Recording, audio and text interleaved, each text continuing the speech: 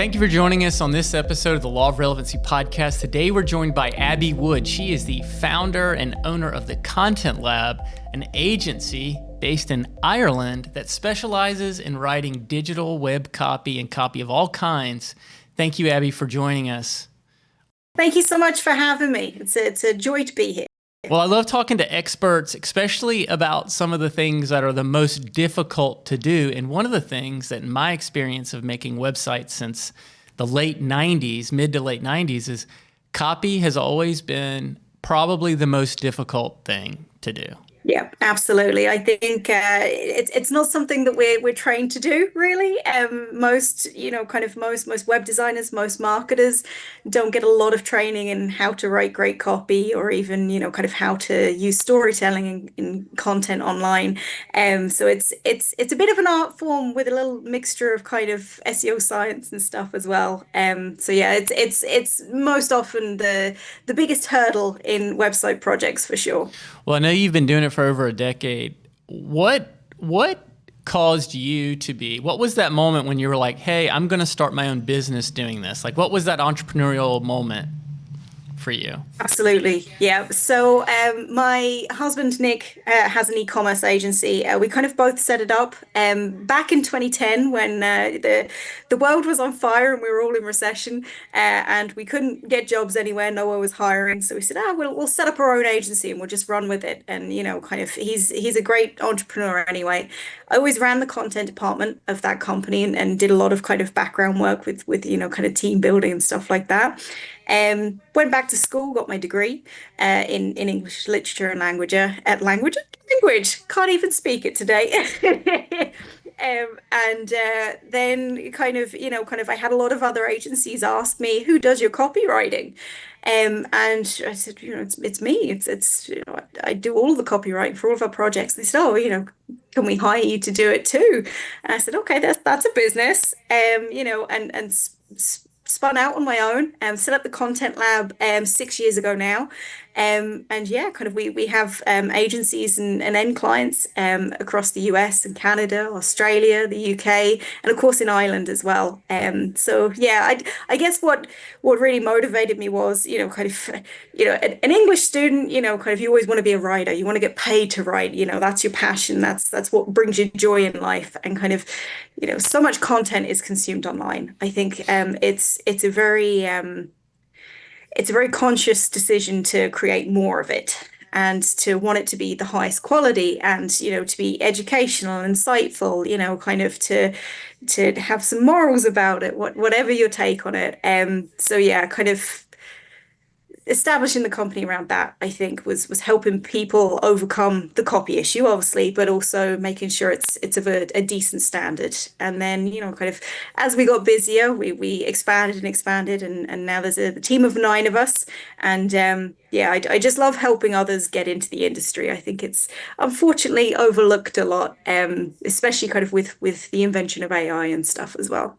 AI is definitely is impacting the copy side of things in a very big way. But when you look at websites, like if somebody were to go to your website, you can see that it's written in my opinion, it's written very well. And to me, good copy is one of those things where you know it when you see it, but it's very difficult from the perspective of somebody who doesn't know what goes into that type of copy to figure out why does this read so well? Why is this so effective at communicating the products and services, or the reason I should do business with somebody? What are the elements that go into producing, if you had to try to science-ify or turn the art of writing good copy into a science, what are those things that you guys are looking for when you deliver copy to somebody? Absolutely. I think a major part of good copy is empathy, for sure. You really have to understand your reader, and you're speaking directly to the reader as well. I always reference we-itis. So a lot of companies, will just talk about, we do this, we're amazing, you should hire us, all this kind of stuff. But, to truly understand the pain points of your audience and truly speak to, the end benefits to what they're looking for it definitely sets aside good copy. I'm a big fan of conversational copy as well. So, conversational copy can still be kind of conversion copy, but personality and humor and the humanity behind it as well. Kind of, I like to think that our website, kind of showcases each of the team members' personalities, and it's priming you for working with the company, and that's an important factor of good copy.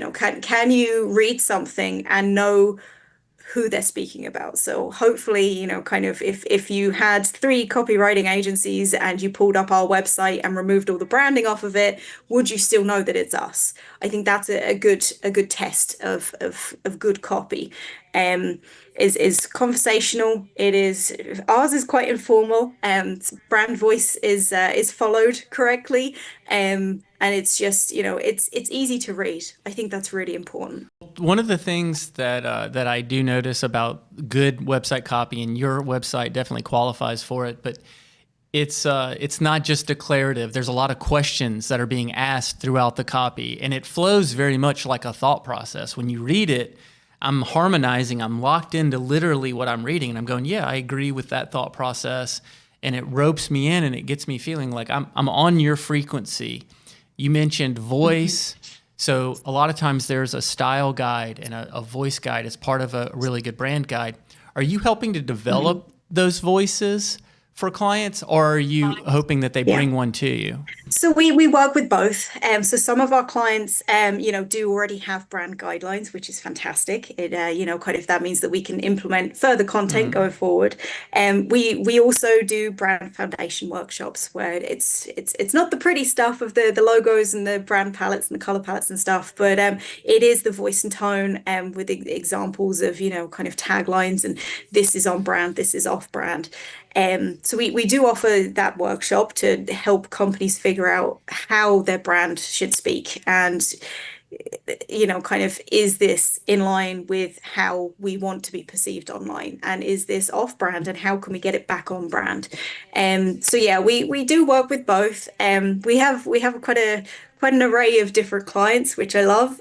So some of them, kind of hand off the entire creative writing process to us, and others kind of, work with branders as well, and will kind of hand us plenty of stuff to implement. So.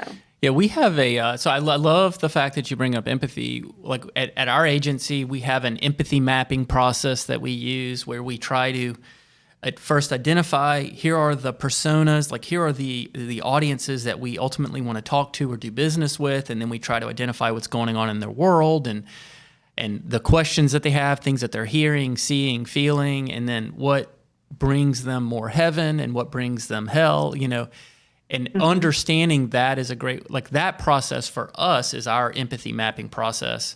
What does your empathy identification or mapping process look like from an overview standpoint? Like, what does that process look like for one of your clients working with you? So it depends. I know that isn't the ideal answer, but it does depend. So if we are doing kind of a brand foundation workshop, we will use user personas, and we'll, kind of figure out exactly who they're speaking to, what their pain points are, kind of what they want to achieve from this service or this product, how it improves their life. We really want to understand and, kind of feel what they feel when they're first landing on the website or their blog or, the email that they're sending out, and answering their questions. Kind of your website is your 24/7 salesperson, so it needs to be able to speak directly to the reader, but also kind of prep them to, kind of really fall in love with you as the solution to their problems. So yeah, kind of our process tends to work around, kind of a 60-minute kind of kickoff call, where we go through, kind of the company and their goals and who they really want to work with. Sometimes we will do focus groups. So we'll interview the ideal type of client and figure out exactly what those pain points are and what the, kind of the issues are in their lives, and how this product will help them, get something off their to-do list or solve a serious issue in their life or whatever it is. And then, kind of we combine the two. So we're really addressing what the company wants to achieve, but also what the reader wants to achieve as well. So a copywriter, especially white label copywriters, like we are, kind of it's a funny position. So kind of you are, speaking to what the agency or the client wants, but you're also speaking to the reader and what they want. So you really need to marry the two. Um, and I think yeah, it's a special skill set to be able to understand both and combine them into, kind of a few lines of text. Right. Yeah. And the more elegant, a lot of times, the better. One of the things that I think people are very confused about, just in general, because they're not dealing with this every day, is what is the difference between voice and tone when it comes to copywriting? So, generally speaking, the brand voice is kind of your company's voice. So, how your company speaks, its personality, if you will. Tone is so your tone would be different across different mediums. So, we'll take my brand. For example, the Content Lab. So, kind of our brand voice would be quite quirky, quite friendly, very approachable. And then our tone would change. So if it is an email focused on selling like a workshop or, kind of a copywriting, how to write your website copy kind of thing, it would be a little bit more serious, but still has underlying friendliness and approachableness. Whereas our social media posts can be very quirky and they can be a lot more tongue in cheek. So there's kind of the tone will change depending on the medium that you're writing for, and the voice is consistent across the board. That's a really good description. One of the challenges that like we've run into when we're trying to write copy for our clients or work with them on copy is really understanding. Sometimes our clients, and I'm sure you run into this, can like the subject matter, the thing that they're selling might be in the engineering or biomedical field, and there's very specific and expert terms and vocabulary that you have to fully understand. Or Yeah. it might be some niche audience like, no, we want to speak to the machine operators on the factory floor, and they have a special language and they know when they're talking to one, about their particular products. And if you come across in an inauthentic way, you can be written off very quickly. How do you Absolutely. manage that as a content company? How do you mitigate for that, or how do you plan for that? How do you identify that you're working with a client where these are the types of specifics that you need to be good at, and how do you work through those challenges? Yeah. So on our project kickoff calls, we love to get kind of the client on the call, usually the end client, as well as the agency sometimes. And we'll run through that. So we will ask them, kind of what is the industry lingo that we need to know? What is the jargon that makes sense to everyone, kind of within the industry, whereas if you're outside of the industry, it won't make any sense. Are there, kind of I'm just trying to think of examples. So, like in the digital agency world, we all know what SEO is, but kind of if somebody is completely unfamiliar with the online world, then they won't know that it means search engine optimization. That kind of stuff. Like to talk to the people that we are writing for as well. So, kind of as I said, you can do focus groups, you can do user personas, and just asking. I think it's an often overlooked element of copywriting. I mean, you can absolutely research stuff online and you can, kind of look at competitors and see how they're presenting themselves. Um, so, kind of our in-house processes kind of cover that quite well. So, kind of we'll have the kickoff call with the copywriter and, kind of the end client. And then, kind of it goes through our in-house editor, Mia, and then it'll go back to the copywriter, then it'll go through our project manager, Riley. So it's getting multiple checkpoints throughout the entire team. And then I like it to go to a subject matter expert if it's something super technical or super scientific. So, for instance, we did a website for a lovely company who did laser wavelength measurement analysis machines, which is quite a mouthful to say, but also incredibly technical to understand. So it's laser spectrum, kind of measurement and analysis. So we made sure that everything that we wrote went through one of their internal people that spoke the language and understood sometimes it's great to get it to get the website copy or blog post through a salesperson as well, because they are more than familiar with how, kind of the ideal client speaks about the product and the solution and everything. So that's a good kind of way of catching anything like that before it's public facing. Yeah, one of the things that we try to coach our team up on is really diving in and trying to understand the client's industry and their customers. What kind of Yep. expectations do you have with your team when it comes to, hey, you're going to be talking about laser wavelength spectrometry or whatever, some sort of like spectral analysis? How do you help them understand the importance of, and how, like, what are their expectations of becoming a pseudo subject matter expert on those types of topics? It's a steep learning curve. So I'm incredibly lucky to be surrounded by very talented writers, very talented researchers as well. Kind of I've handpicked my team over quite a few years. It is a steep learning curve when you first get started in the industry. So we're in quite a good position that a lot of our clients have their own niches and have their own industries, and we get a lot of repeated industries as well. So the way that we work internally is, kind of if we have a certain industry or a certain style that's coming up, I know which writer to give it to because they already have a solid background and a solid kind of font of knowledge already in place.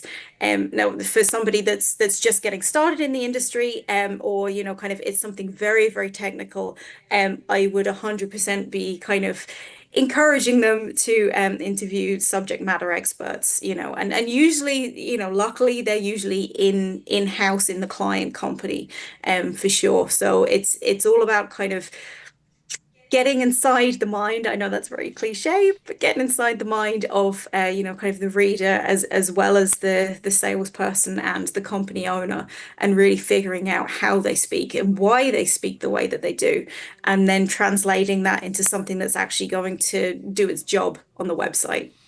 One of the things that I learned about, to just kind of continue on this topic, but especially when we're talking about very difficult subject matters, is a lot of times a client will say, well, look, just let me do it myself. Let me go ahead and write it and then you guys can change it.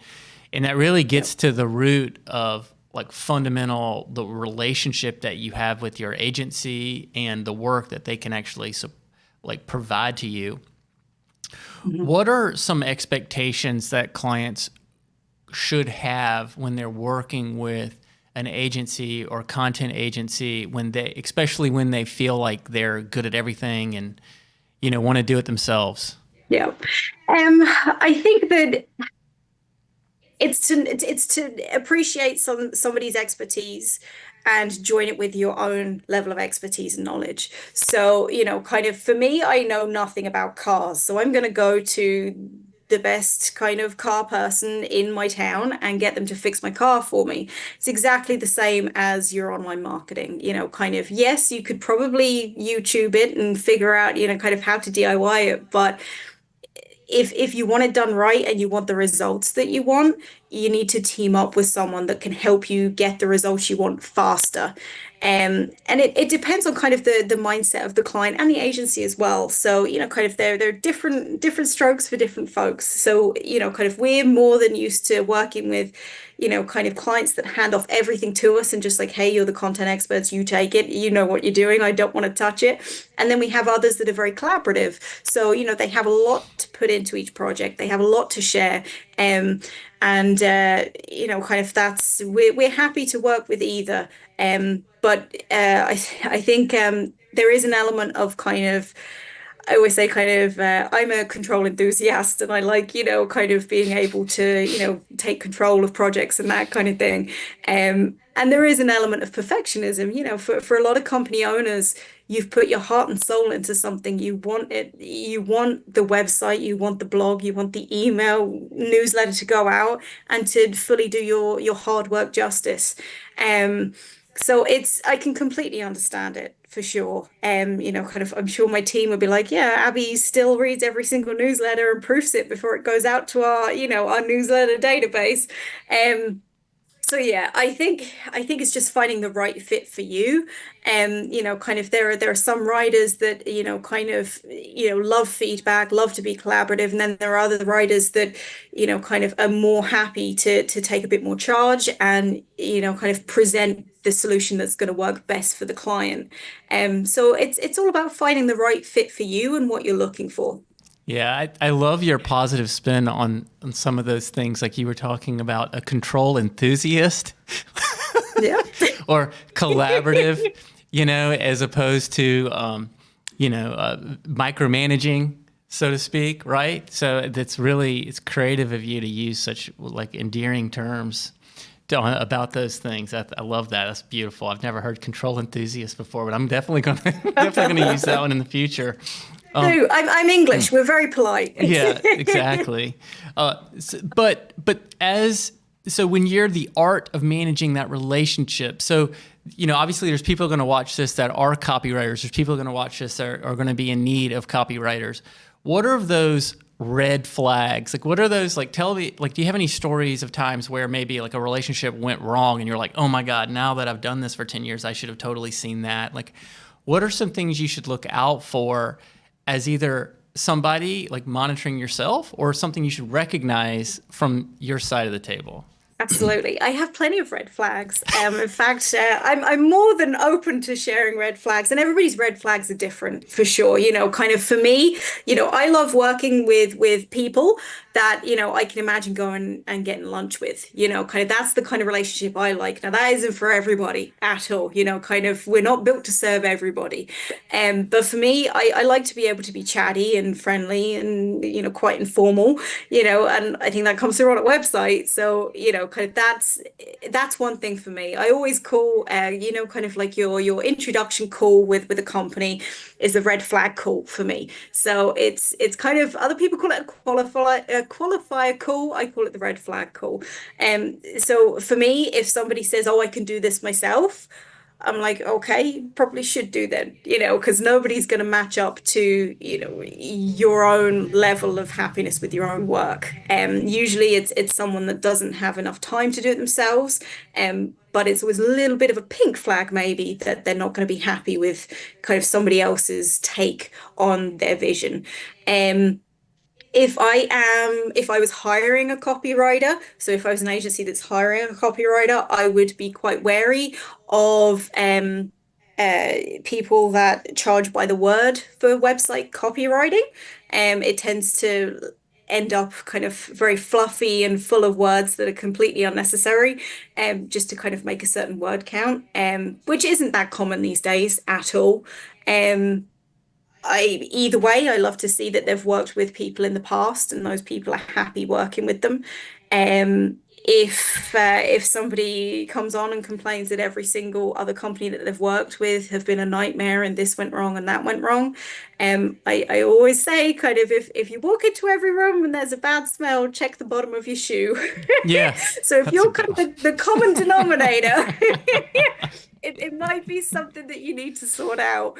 But yeah, I think, kind of everyone has different ways of working, and we're not for everyone, but most of our clients have been with us, kind of years and years and years, which is fantastic. I consider quite a few of our clients friends at this point, which isn't for everyone at all. Kind of like we send each other Christmas gifts and, that kind of stuff. So yeah, it's you need to find the right fit for you. If I was hiring a copywriter, what are the things that I would look for? I would look for if they have any experience. So kind of, for us, we have 6 years of work in the digital agency space. Kind of, do they have any specific experience with your industry as well? That's incredibly important. Do they have a process? Really, really important, especially if you are white labeling. Do they have a set process and is it going to fit into your process? very important. Or, kind of how do they lay out their work? If we're going to get into the nitty gritty, kind of, are they going to wireframe out the work for you, or are they going to deliver a Word doc full of like a block of text? Kind of, we're very keen on making it as accessible as possible for everybody that's trying to read it. So we lay it out as if it's in a wireframe of a website, or kind of like a blog is laid Yeah. out like a blog should be. But those are kind of the usual kind of red flags. I personally like to work with nice people. So if I get kind of, rude vibes on a checking call, I'm thinking, oh, probably not for you. But yeah, those are my personal red flags. Everyone should have their list of red flags, because we're only on this planet for a short amount of time. We should be working with people that we like and we want to help. So, no. Well, that's really good. I like your list of red and pink flags. That's another one I'm going to steal. Pink flags. So obviously AI has been gigantic. It's literally designed to predict the next word. That's how these large language models work. How are you seeing it impacting your industry and your vertical and your niche? And where do you see it going? And how do you, as someone who's providing the service, like in some ways going head to head with AI, how do you continue to keep that edge? Absolutely. Full disclosure, kind of when ChatGPT launched, I was like, oh my goodness, is that me out of business? Is this going to replace human writers? Mhm. And so far this year, we've had our busiest year, and I'm incredibly relieved and grateful for that. A lot of my friends kind of lost work. A lot of my friends did lose work in the copywriting industry. Some took up part-time jobs, which was quite sad to see, to be honest with you. We kind of pivoted and saw a noticeable change in the type of content orders projects that we got. So instead of kind of general kind of like list blogs or something like that people were just looking to kind of fill the pipeline up a little bit, it's a lot more authority building, a lot more insight sharing, kind of personal experiences, storytelling, humorous, kind of all the stuff that AI so far can't manage. Right. It's notorious for not being able to kind of pull off the quirky, humorous, natural rhythm of speech patterns than that human writers can do. I've seen a lot of agencies turn to, kind of AI content, yet to be seen how that's going to work out for them. I think we lost one client to AI, and Yeah.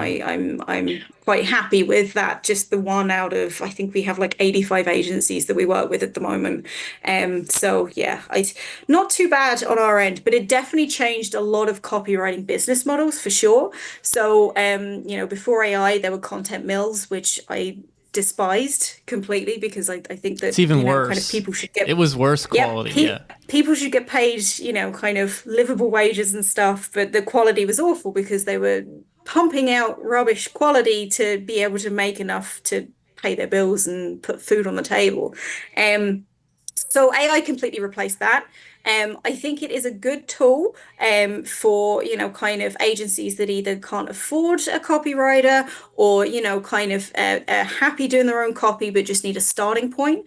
As long as they're editing it, as long as they're adding their own flavor, their own brand voice and tone and uniqueness and all this kind of stuff, it's not as bad. I would be concerned about the amount of bad content that is now pushed out. But companies can stand out online by, kind of authority building stuff. Yeah. So they're sharing their unique input on it.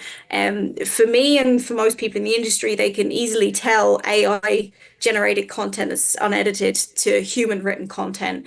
But yeah, it's definitely changed the face of the industry. But touch wood, we are still going strong, and clients are happy, and kind of I think really just focusing on building up companies with a human touch and that empathy and that compassion, with a little bit of humor put in for good measure, is how we help people stand out. Well, one of the things that I hate the most are these AI generated spam emails that fill up our inboxes.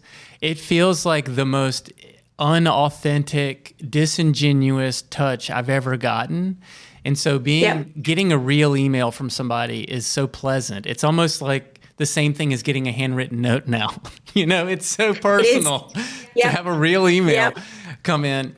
And so I think it's a major differentiator to have human written content and fully understand like how all the pages of your website or all the posts on your social media all come from a singular foundation and can help tell a complete story. And that concept of even story itself, I know we don't have a lot of time left, but like our brains are literally built around remembering stories as humans. And so mastering communicating content in the form of a story is 100% the right way you ought to do it. How do you leverage stories in the work that you guys do? We use storytelling quite a bit. Anybody that's signed up for our newsletter knows that. Kind of we have a strong background in kind of ethical work and kind of character focus work as well as kind of story work. But yeah, kind of it's storytelling is everything. Without story, without that buy-in, you may as well be using AI because, like you said, if I see one more advert that asks me if I want to elevate my home, and it's trying to sell me a rug, I will scream. It's just, kind of invest in your own company. Otherwise, I'm not going to invest in it either. Storytelling unites people. It's what brings us together. Because before we had the written word, stories were told through generations, and it's what makes us different as a species, I think, is storytelling and, kind of finding meaning in language and words and, kind of bringing that together. For sure. I know we're going way above the copywriting kind of thing here, but storytelling is everything. I think if you're not bringing a brand story to life, then it's going to be very, very difficult for somebody to buy in to the brand, to the company. Kind of if you think of the biggest players in your industry, they have a solid brand story. Maybe they have like an inspirational founder that, kind of, wanted to change the world and now they're, kind of they're, like B Corp certified and, kind of all of this kind of stuff. Or, maybe it's literally, it's a family run company and everybody is treated like family or whatever it is. And then that is woven into every single piece of content, whether it's literally an Instagram post with like a sentence describing a cup of coffee, or it's, a 6,000 word blog post on why a house was designed the way it was. Whatever that is, the overarching approach to that company's work needs to be woven into everything. And yeah, kind of it's an important aspect of good copywriting, I think, is to remember the whole view of the company and the whole sphere of everything that they do, and keep in mind whether it's literally kind of a tweet. I know it's not called Twitter anymore, but whatever X calls their updates, whether it is literally, a few words or whether it is, kind of the foundation story. It all has its own place in telling that brand's story, and that needs to be remembered. Yeah, I really love what you just said. I think that's probably even my most favorite part of this entire conversation. We're going to definitely use that for our social media posts. Speaking of that and your authority and where people can follow you, where can people learn about you, learn about your thought leadership? Where do we go to learn more about the Content Lab? Absolutely. You can go to thecontentlab.ie. We are .ie because we're based in Ireland.